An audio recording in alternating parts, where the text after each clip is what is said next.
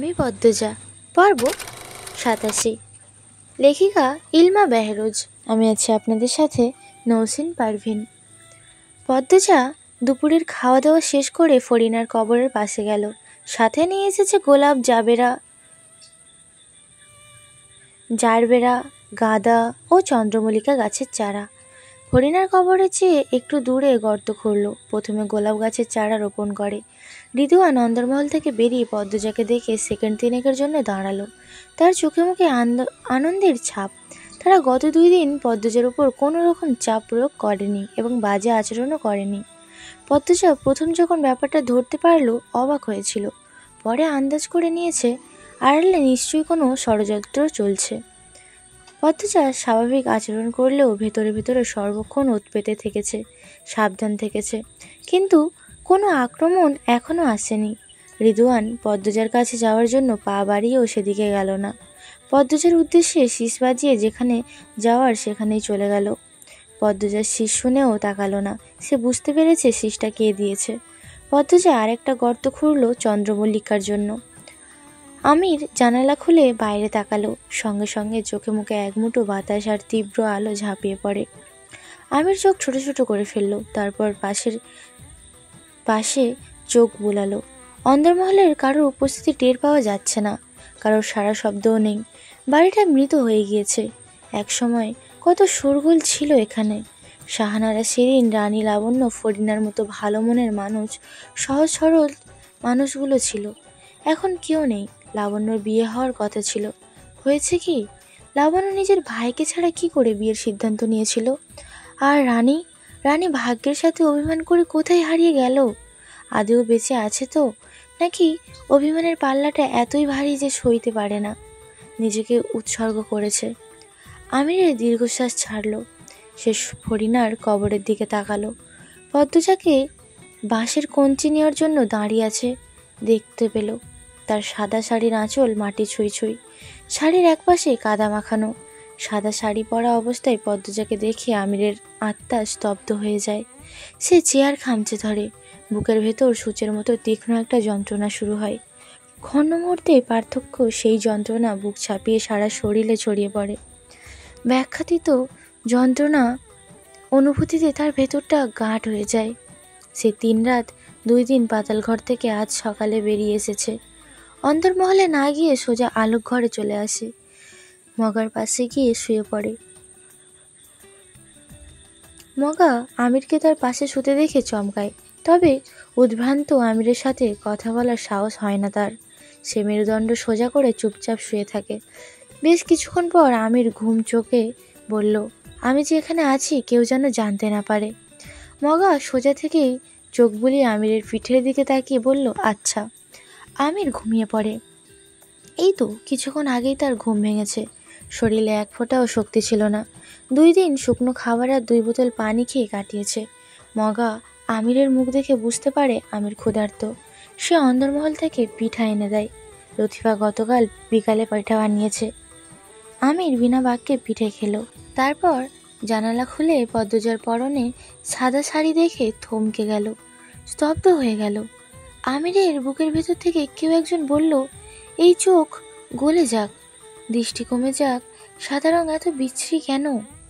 আমির অযত্নে বড় হওয়া মাথার চুলগুলো এক হাতে টেনে ধরে হাঁ করে শ্বাস নিল।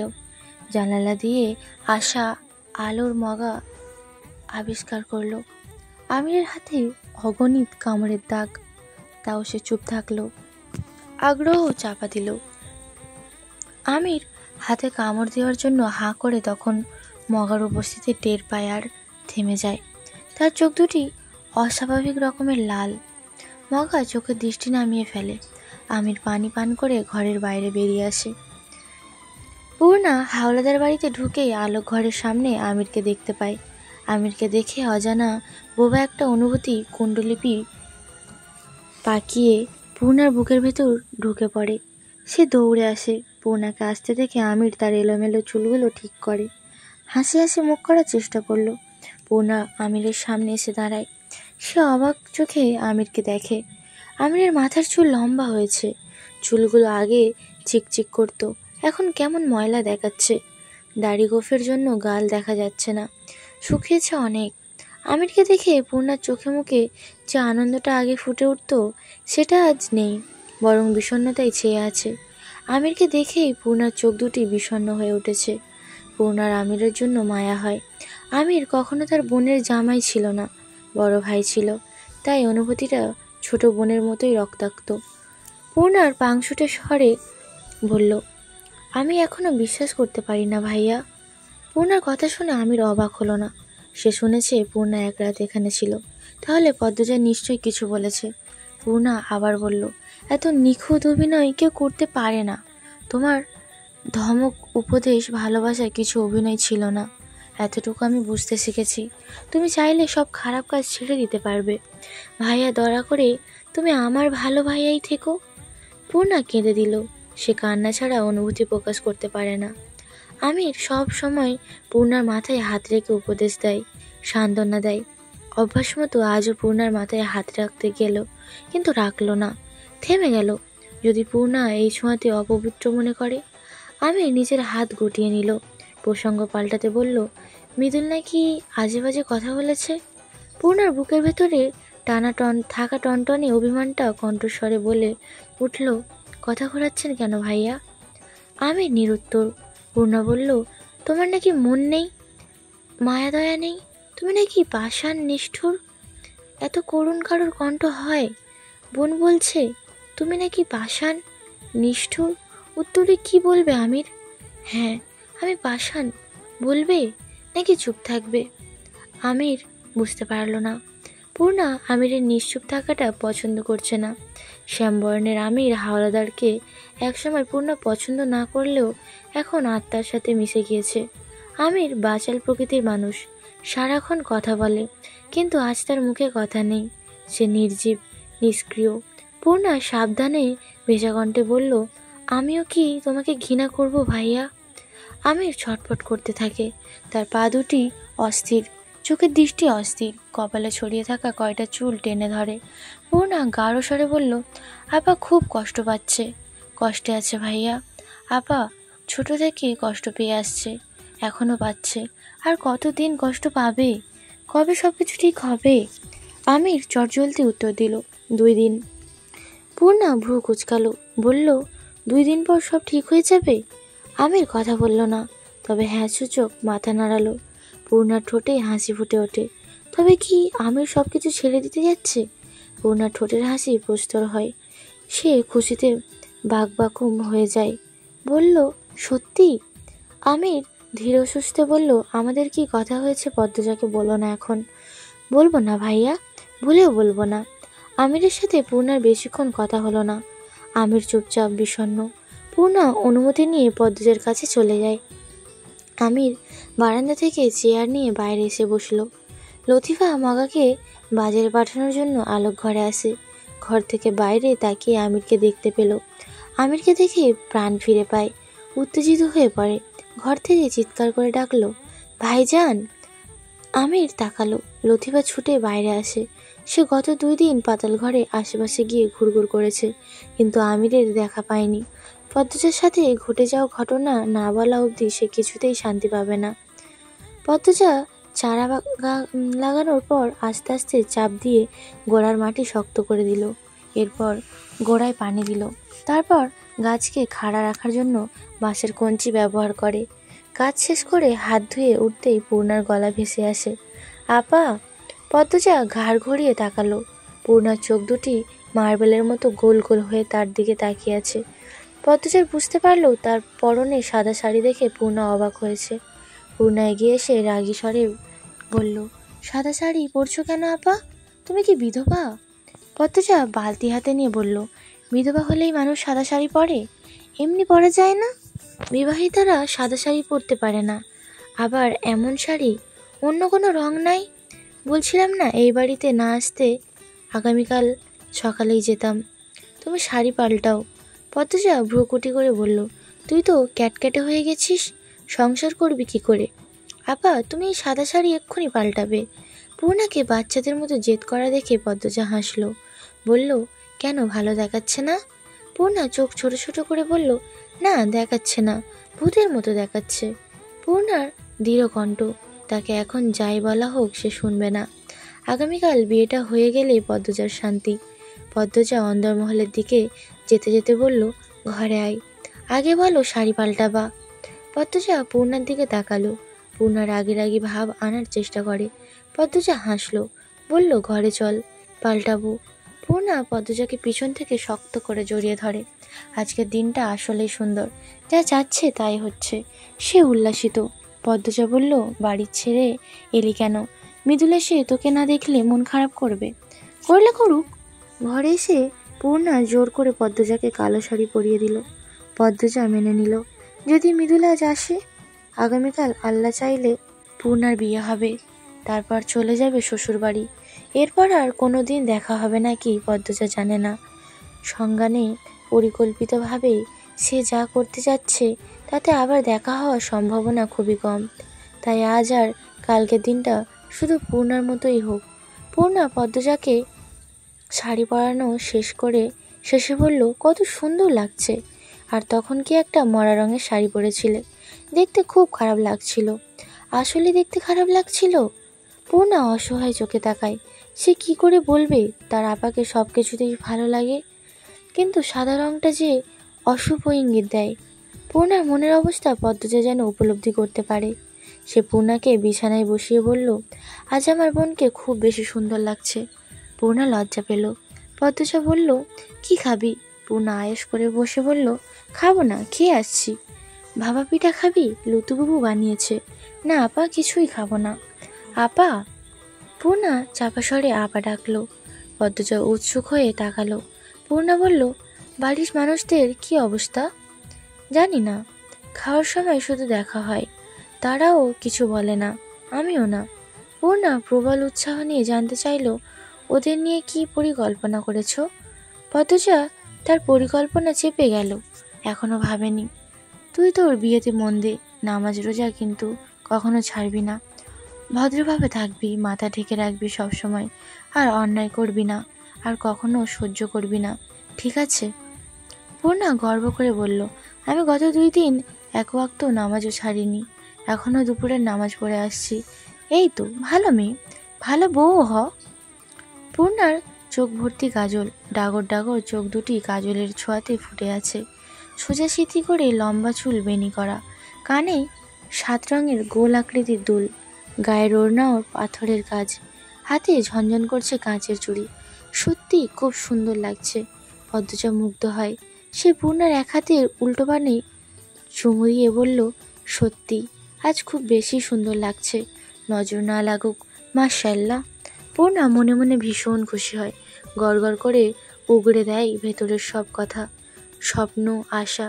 তার কথাবার্তা শুনে মনে হচ্ছে সে যেন বহু বছর পর কারাগার থেকে মুক্তি পেয়েছে, বা একটা রঙিন ফড়িং বোতল থেকে মুক্ত হয়ে আকাশে উড়ছে।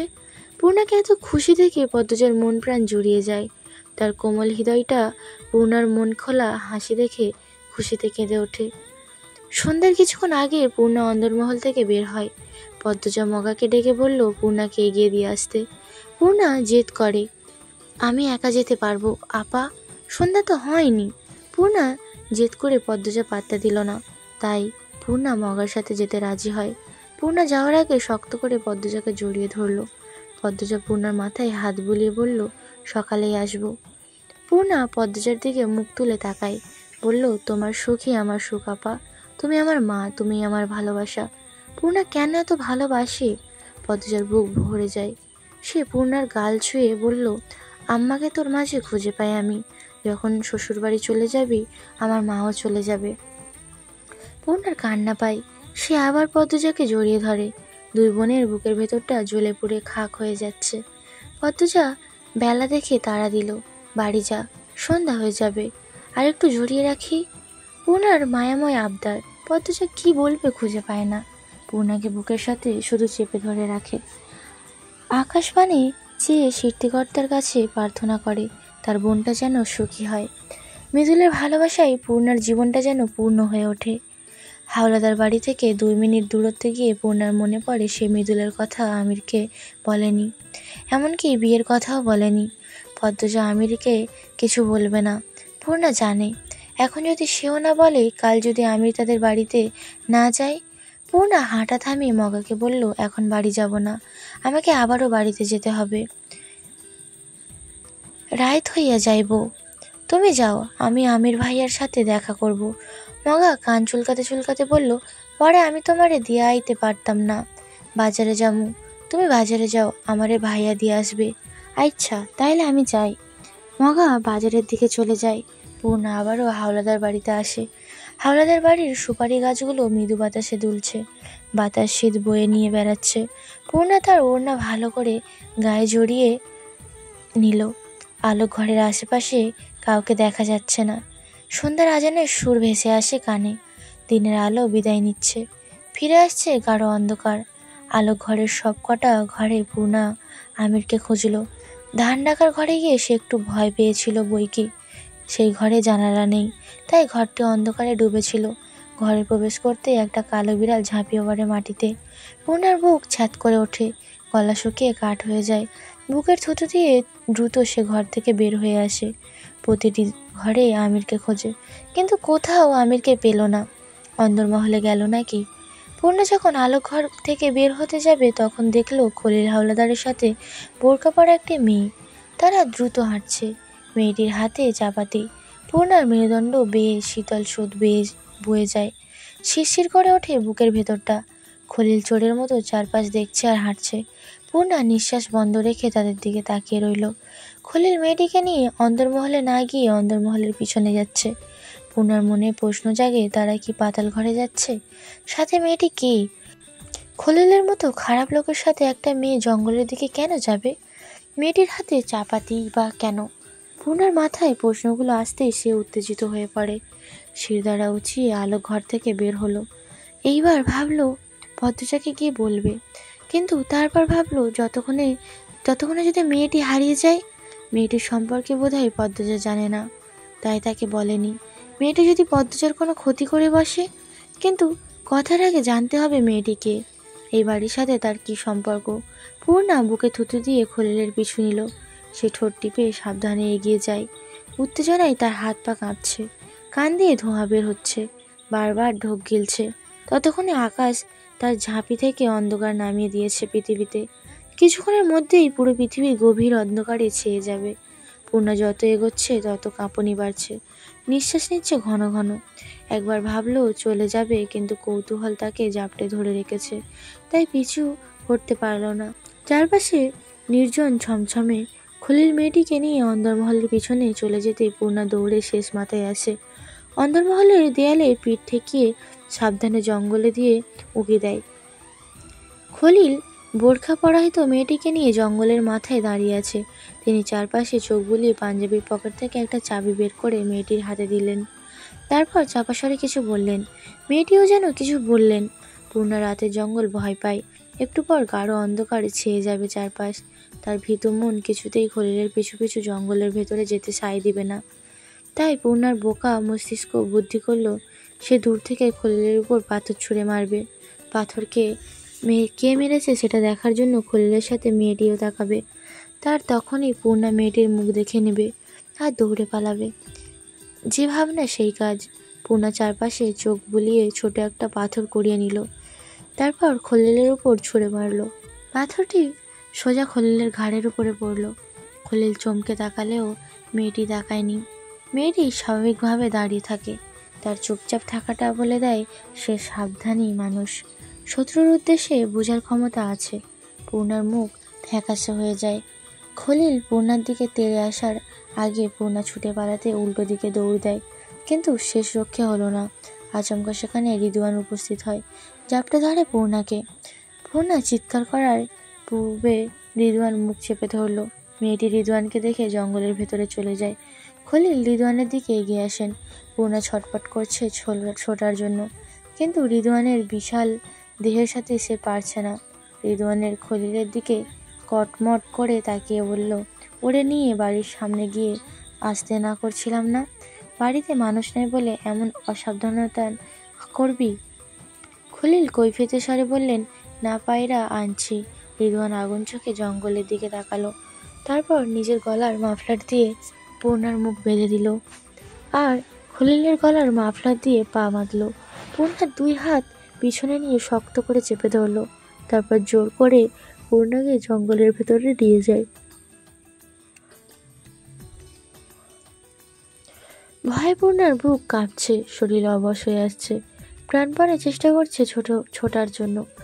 ঋতুয়ান টেনে হিঁচড়ে পূর্ণাকে পাতাল ঘরের সামনে নিয়ে আসে। পূর্ণার চোখ মুখ ঘুরিয়ে দানবের মতো দাঁড়িয়ে থাকা, বড় বড় গাছ দেখে শিউরে ওঠে, মুখ দিয়ে উফ ধরনের শব্দ করতে থাকে। তখন একটি গর্ত থেকে মেয়েলি স্বর ভেসে আসে, চাবি কাজ করছে না। কণ্ঠস্বরটি পূর্ণার খুব বেশি পরিচিত মনে হয়। পূর্ণা উৎসুক হয়ে সেখানে তাকালো। খলিলের হাতের টর্চের আলোয় পাতালে যাওয়ার সিঁড়ি চোখের সামনে দৃশ্যমান হয়। সেই দৃশ্য দেখে পূর্ণার পা থেকে মাথার তালু অবধি কেঁপে ওঠে। মেয়েটির হাত থেকে চাবি নিয়ে খলিল দরজা খোলার চেষ্টা করলেন, কিন্তু তিনিও পারলেন না। টর্চের আলো মেয়েটির পায়ের কাছে পড়ে আছে। পূর্ণা চোখ ছোট করে তাকিয়ে আছে মেয়েটির মুখ দেখার জন্য। মেয়েটির মুখ অন্ধকারে তলিয়ে আছে। খলিল হাত নাড়াচাড়া করাতে টর্চের আলো অস্থির হয়ে এদিক সেদিক ছুটছে। একসময় আলো মেয়েটির মুখের উপর পড়ল, আবার তাৎক্ষণিক সরেও গেল। চোখের পলকের গতিতে আলো সরে গেলেও পূর্ণা দেখে ফেলল মেয়েটির মুখ। পূর্ণা মনে হলো আশেপাশে কোনো বজ্রপাত পড়ল মাত্র।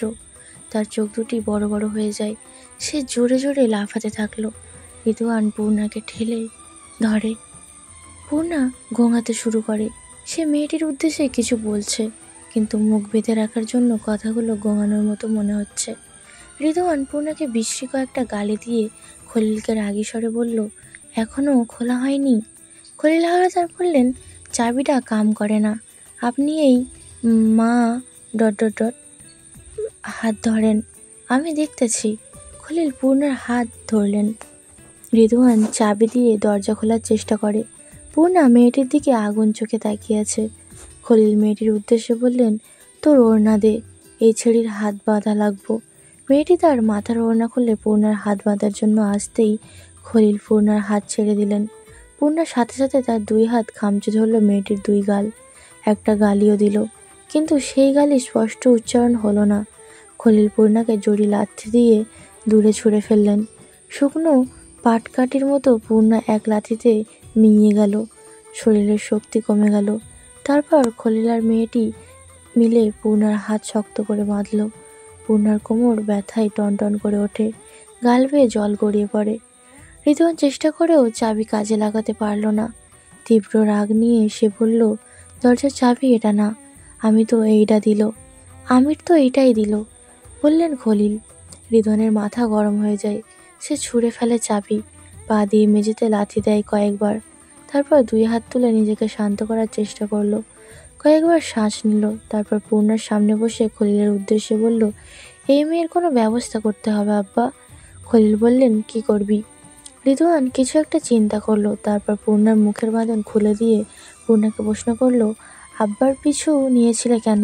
কতটুকু জানো তুমি? পূর্ণা সর্বপ্রথমে মেয়েটির উদ্দেশ্যে থুতু ফেলল। তারপর রাগে কিরমির করে ঋতুয়ানকে বলল, জারজের বাচ্চা, থুতু দেই তোর মুখে আর তোর বাপের মুখে। ঋতুয়ান হাসলো, দ্রুতগতিতে মেঝেতে পা ভাঁজ করে বসলো। তারপর পূর্ণার মুখের ওপর ঝুঁকে তুই তাকারি করে বলল, আমিরের মুখেও দিবি? পূর্ণা চোখের দৃষ্টি সরিয়ে নেয়। ঋতুয়ান হাসি হাসি মুখ রেখে খলিলের দিকে তাকালো, বলল, কুমারী মেয়ের থুতু মজা কি বলেন আব্বা? খলিল উত্তরের আশায় না থেকে ঋতুয়ান পূর্ণার মুখের একদম কাছে এসে জোরে নিঃশ্বাস ফেলল।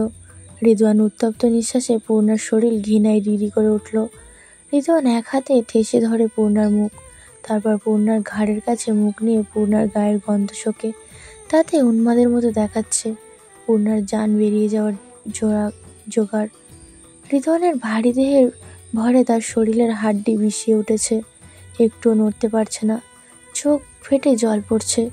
ঋতুয়ান পূর্ণার জামার পিঠের চেন খুলে পূর্ণার ঘাড়ে চুমু দিল। সাথে সাথে ঘৃণায় পূর্ণার চোখ বন্ধ করে ফেলল। তখন চোখের সামনে ছবির মতো ধরা দেয় মৃদুলের মুখটা। কোথায় সে? সে কি এসেছে? সে কি অনুভব করছে তার প্রিয়তমা এক হায়নার শিকার হয়েছে? পূর্ণার মনটা হু হু করে কেঁদে ওঠে। ভেতরে ভেতরে সে আর্তনাদ করে ডাকলো তার দ্বিতীয় মাকে, যাকে সে আপা বলে ডাকে। রিদওয়ান পূর্ণার মুখ চেপে ছেড়ে চট করে উঠে দাঁড়ালো। গায়ের কাপড় খুলতে খুলতে খলিলকে বলল, দেখবেন নাকি যাবেন? কোনো ভেজাল হইব না তো? খলিলের গলায় স্বর পাংশটে। কিসের ভেজাল? আমির যদি জানে কি বলবে ও? বইয়ের প্রতি মায়া দেখায় না হয় বুঝলাম, শালিকে নিয়ে কি দরকার ওর? আর যা নিয়ম তাই হচ্ছে আব্বা। পূর্ণা যখন সব জেনে গিয়েছে ওর বাঁচার অধিকার নেই। রিদওয়ান উত্তেজিত। সে কথা শেষ করে পূর্ণার দিকে ঝুঁকল। পূর্ণা জোরে কেঁদে উঠল। চিৎকার করে মেয়েটির উদ্দেশ্যে বলল, ভাবি বাঁচাও, দোহাই লাগে, কিছু করো। রিদওয়ান পিক করে হেসে ফেলল। পূর্ণা আরও ঘাবড়ে যায়। সে আকুতি করে মেয়েটিকে বলল, ভাবি এভাবে চুপ থেকো না, আল্লাহ সইবে না। রিদওয়ান পূর্ণার দুই গাল টিপে ধরে জিভ দিয়ে অশ্লীল অঙ্গভঙ্গি করে গাঢ় স্বরে বলল, তোদের মা বললে তোদের ঘেন্না হয়, আর আসমানিকে মাগি বললেও ও খুশি হয়। সাহায্য চাও ওর মানুষ পাইলি না। খলিল ব্যাপারটা উপভোগ করছেন। তিনি হেসে আসমানিকে বললেন, যখন ছেঁড়া আছিলাম ঋতুর মতো আছিলাম, যে ছেড়ি একবার আমার হাতে পড়ছে কাইন্দা বাপ ডাকছে, ডরাইয়া মুইতা দিচ্ছে। খলিল কথা শেষ করে হাসলেন। তার হাসির শব্দ ফ্যাচ ফ্যাচে, খুবই বিশ্রী। আসমানি মৃদু হেসে আবার চুপসে গেল। পাতাল ঘরের দরজা না খোলাতে সে চিন্তিত। আবার রিদওয়ান এতটাই উত্তেজিত যে দরজার সামনে ফাঁকা জায়গা তার খেল দেখানো শুরু করেছে। দরজা খোলার নামগন্ধ নেই, চিন্তাও নেই। খলিল এক হাতে আসমানিকে জড়িয়ে ধরে একটু দূরে গিয়ে ঘনিষ্ঠ হয়ে দাঁড়ালেন। তারপর আমুদে গলায় বললেন, আমার রাজকন্যার মন খারাপ ক্যারে? রিদওয়ান পূর্ণার বুকের উপর থাবা দিতেই পূর্ণা আর্তনাদ করে উঠল, আম্মা, আপা। রিদওয়ান পূর্ণার বুকের উপর বসে। পূর্ণার মুখ চেপে ধরে কিরমির করে চাপা স্বরে বলল, চুপ, একদম চুপ। পূর্ণা স্পষ্ট টের পাচ্ছে তার পৃথিবী বিকট শব্দ তুলে টুকরো টুকরো হয়ে যাচ্ছে। ওই তো মৃদুল দাঁড়িয়ে আছে, তার হাতে লাল বেনারসি। পূর্ণা চিৎকার করে মৃদুলকে ডাকলো, কিন্তু মৃদুল আসলো না। সে কেন বাঁচাতে আসছে না, কেন আসছে না? মৃদুল হঠাৎ করে কাঁদতে থাকলো। কাঁদতে কাঁদতে মাটিতে বসে পড়ল। তারপর চোখের পলকে সে উধাও হয়ে যায়। পূর্ণার শরীর কেঁপে ওঠে, যন্ত্রণায় কাতরাতে থাকে। নিজেকে বুঝায় তার আপা আসবেই। পূর্ণা চোখের পর্দায় পদ্মজার আগমন ঘটে। পদ্মজা আসছে, হ্যাঁ আসছে, হাতে রামদা নিয়ে দৌড়ে আসছে। তার চোখের দৃষ্টিতে আগুন। শক্তিশালী বাতাস তাকে আটকানোর চেষ্টা করছে, তার চুলগুলোকে উড়িয়ে নেওয়ার চেষ্টা করছে, কিন্তু পারছে না। সব কিছু ছাড়িয়ে এসে ছুটে আসছে। এক কোপে সব জানোয়ারের মাথা শরীর থেকে আলাদা করে দিতে সে আসছে, কিন্তু দেরি করছে আসতে, ভীষণ দেরি করছে। পূর্ণা শব্দ করে নিঃশ্বাস ছেড়ে চোখ বুঝল। নিষ্ঠুর মাটি নীরব থেকে দেখা পূর্ণার সতীত্ব হরণ। সময়ের ব্যবধানে বেহুশ হয়ে যায় পূর্ণা। বাপ বেটা মিলে পরপর দুইবার ধর্ষণ করে। পূর্ণার গলা তৃষ্ণায় চৌকির। প্রাণভ্রমর যায়, চোখ দুটি নিভু নিভু। রিদওয়ান দূরে দাঁড়িয়ে আড়মোড়া ভাঙছে। খলিল ও আসমানি মিলে পূর্ণার গলার রশি টেনে ধরে শ্বাসরোধ করে হত্যা করে। হত্যার সময় পূর্ণা হাত পা দাপিয়ে কাতরায়, আস্তে আস্তে হারিয়ে যায় নিস্তব্ধ প্রগাঢ় অন্ধকারচ্ছন্ন জগতে। এই পর্যন্তই ছিল আমি পদ্মজা পর্ব 87। পরবর্তী পর্বগুলো শোনার জন্য চ্যানেলে চোখ রাখবেন। আর লেখিকা একটি লাইন দিয়েছে যেটি পড়ে শোনানোর কর্তব্য আমার, তাই আমি আপনাদেরকে পড়ে শোনাচ্ছি। গল্পের প্রয়োজন অনেক নেগেটিভ দৃশ্য, শব্দ ব্যবহার করতে হলো, দয়া করে কেউ মাইন্ড করবেন না। এই পর্যন্তই ছিল 87 পর্ব।